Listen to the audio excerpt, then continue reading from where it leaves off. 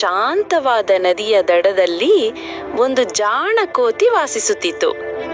ಅದು ಮರದಿಂದ ಮರಕ್ಕೆ ನೆಗೆಯುತ್ತಾ ನೀರಿನ ದಡದ ಬಳಿ ಬೆಳೆಯುತ್ತಿದ್ದ ಸಿಹಿಯಾದ ಮಾಗಿದ ಮಾವಿನ ಹಣ್ಣುಗಳನ್ನು ತಿನ್ನುತ್ತಾ ತನ್ನ ದಿನಗಳನ್ನು ಕಳೆಯುತ್ತಿತ್ತು. ಒಂದು ಮಧ್ಯಾಹ್ನ ಮರದ ಕೆಳಗೆ ಒಂದು ಮೊಸಳೆ ನೀರಿನಿಂದ ಮೇಲೆ ಬಂತು. ಅದು ಮೇಲೆ ನೋಡಿ ಹೇಳಿತು, ಗೆಳೆಯ ಕೋತಿಯೇ, ಆ ಮಾವಿನ ಹಣ್ಣುಗಳು ತುಂಬಾ ರುಚಿಕರವಾಗಿ ಕಾಣುತ್ತಿವೆ. ನನಗಾಗಿ ಒಂದನ್ನು ಕೆಳಗೆ ಎಸೆಯಬಹುದೇ? ದಯಾಳುವಾದ ಕೋತಿ ಅತ್ಯಂತ ರಸಭರಿತ ಹಣ್ಣನ್ನು ಕಿತ್ತು ಕೆಳಗೆ ಎಸೆಯಿತು.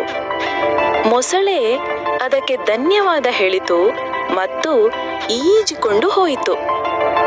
ಮರುದಿನ ಮತ್ತು ನಂತರದ ಹಲವು ದಿನಗಳ ಕಾಲ ಮೊಸಳೆ ಹಿಂತಿರುಗಿ ಬರುತ್ತಲೇ ಇತ್ತು ಮತ್ತು ಪ್ರತಿದಿನವೂ ಕೋತಿ ತನ್ನ ಹಣ್ಣನ್ನು ಹಂಚಿಕೊಳ್ಳುತ್ತಿತ್ತು. ಒಂದು ವಿಚಿತ್ರ ಸ್ನೇಹ ಚಿಗುರಿತು ಮರಕ್ಕೂ ನೀರಿಗೂ ನಡುವೆ. ಒಂದು ದಿನ ಮೊಸಳೆ ಹೇಳಿತು, ನನ್ನ ಹೆಂಡತಿಗೆ ಹುಷಾರಿಲ್ಲ. ಅವಳು ಹಲವು ದಿನಗಳಿಂದ ಏನನ್ನೂ ತಿಂದಿಲ್ಲ. ಅವಳಿಗೆ ಈ ಮಾವಿನ ಹಣ್ಣುಗಳನ್ನು ಸವಿದರೆ ಬಹಳ ಇಷ್ಟವಾಗಬಹುದು. ಯಾವುದೇ ಹಿಂಜರಿಕೆ ಇಲ್ಲದೆ ಕೋತಿ ಉತ್ತರಿಸಿತು, ಬೇಕಾದಷ್ಟು ತೆಗೆದುಕೊಂಡು ಹೋಗು. ಆದ್ರೆ ಮೊಸಳೆ ಸತ್ಯ ಹೇಳುತ್ತಿರಲಿಲ್ಲ.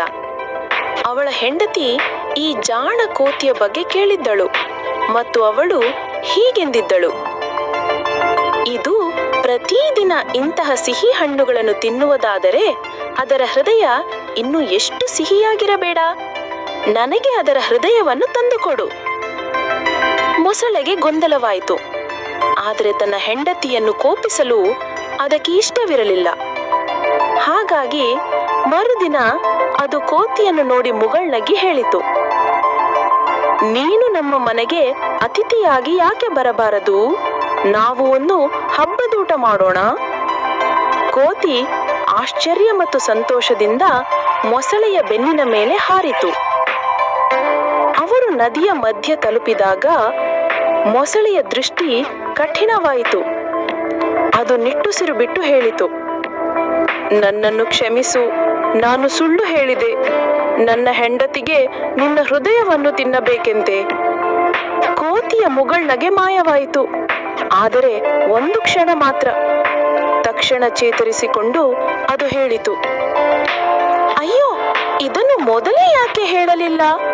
ನನ್ನ ಹೃದಯವನ್ನು ನಾನು ಮರದ ಮೇಲೆಯೇ ಬಿಟ್ಟು ಬಂದಿದ್ದೇನೆ. ಮೊಸಳೆ ಕಣ್ಣು ಬಿಟ್ಟಿಕಿಸಿತು. ಏನು? ಹೌದು ಎಂದಿತು ಕೋತಿ. ನಾನು ಜಿಗಿಯುವಾಗ ಅದನ್ನು ಜೊತೆಯಲ್ಲಿ ಇಟ್ಟುಕೊಳ್ಳುವುದಿಲ್ಲ. ಅದು ಬಹಳ ಅಮೂಲ್ಯವಾದದ್ದು. ನೀನು ನನ್ನನ್ನು ವಾಪಸ್ ಕರೆದೊಯ್ದರೆ ನಾನದನ್ನು ನಿನಗಾಗಿ ತರುತ್ತೇನೆ. ಗೊಂದಲಿಸಿದರೂ ದುರಾಸೆಯಿಂದ ಮೊಸಳೆ ದಡದತ್ತ ಹಿಂತಿರುಗಿತು. ಆದರೆ ದಡ ಸಮೀಪಿಸುತ್ತಿದ್ದಂತೆ ಕೋತಿ ಎತ್ತರದ ಕೊಂಬೆಯೊಂದಕ್ಕೆ ನೆಗೆದು ಕೂಗಿತು, ನೀನು ಈಜುವುದರಲ್ಲಿ ಶೂರನಿರಬಹುದು, ಆದರೆ ತುಂಬ ಹೃದಯ ಮತ್ತು ಖಾಲಿ ಹೊಟ್ಟೆ ಇರುವ ಕೋತಿಯನ್ನು ಮೋಸಲಿಸಲಾರೆ. ಮೊಸಳೆ ಅವಮಾನದಿಂದ ತಲೆ ತಗ್ಗಿಸಿ ಈಜಿಕೊಂಡು ಹೋಯಿತು. ಕೋತಿ ಮತ್ತೆ ತನ್ನ ಮಾವಿನ ಹಣ್ಣುಗಳನ್ನು ತಿನ್ನತೊಡಗಿತು, ಮುಖದಲ್ಲಿ ಮತ್ತೆ ಅದೇ ಮುಗುಳ್ನಗೆಯೊಂದಿಗೆ. ನಂಬಿಕೆ ಅಮೂಲ್ಯವಾದದ್ದು, ಆದರೆ ಎಂದಿಗೂ ನಿನ್ನ ವಿವೇಕವನ್ನು ಕೈಬಿಡಬೇಡ. ಇಂತಹ ಇನ್ನಷ್ಟು ಕಥೆಗಳಿಗಾಗಿ ನಮ್ಮ ಚಾನಲನ್ನು ಸಬ್ಸ್ಕ್ರೈಬ್ ಮಾಡಿ. ಧನ್ಯವಾದ.